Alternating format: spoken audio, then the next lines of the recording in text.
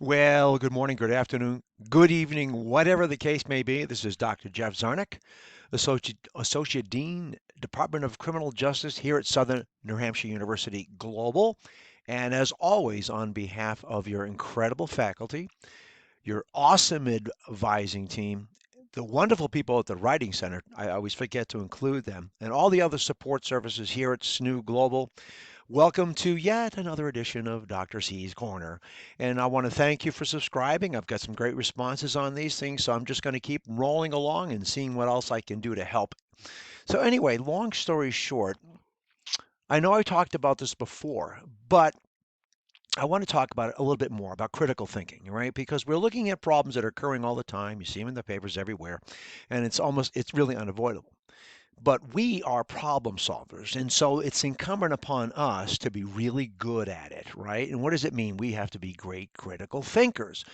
Now, it's easier said than done. It's a process. It's like mental calisthenics. It's something you need to incorporate and have a plan, because the people that are effective problem solvers are, yes, they're critical thinkers, but it can also be very uncomfortable to have to think critically because you have to look at all sides of an issue. And in today's world, that can be very difficult. So, how do you improve your ability to think critically and then offer solutions? Now, if any of you are in a research course or you're a capstone related course, you know this is what you have to demonstrate. The rubric kind of tells you that you have to demonstrate thinking, how it breaks it out in the various critical elements, but you have to look at a problem and become a good analyst, a good assessor, a good evaluator, and a proficient recommender, if such word, a proficient, well, creative problem solver. Let's just put it that way.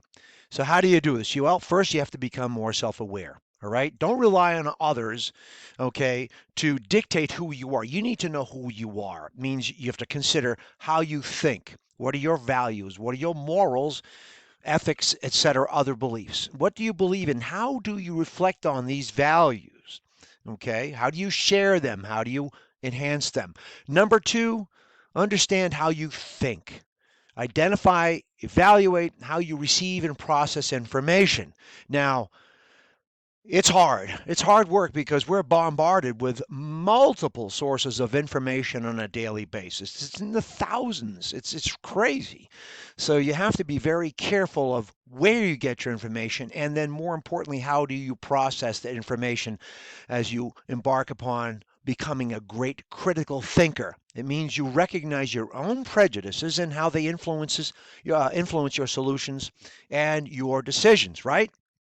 So make sure you analyze how you think before you make a decision about what you need to do next, whether it's at work or any other particular, say, arena. Develop foresight. Consider how others might feel about a situation or decision you make. Critical thinking really is at the core of wisdom. You accumulate information, content.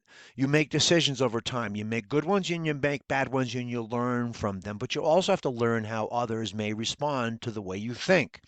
All right. So before you make a decision, have the foresight to analyze and assess how others might react to what you're thinking. Okay, and that's provocation. It can be very difficult and somewhat dangerous at times, but critical thinking is not for the timid, right? It's not for the faint of heart. You have to look at all sides and be prepared to adopt some values or responses or answers or solutions that you may not have initially agreed with. Practice active listening. We can hear, but you need to listen.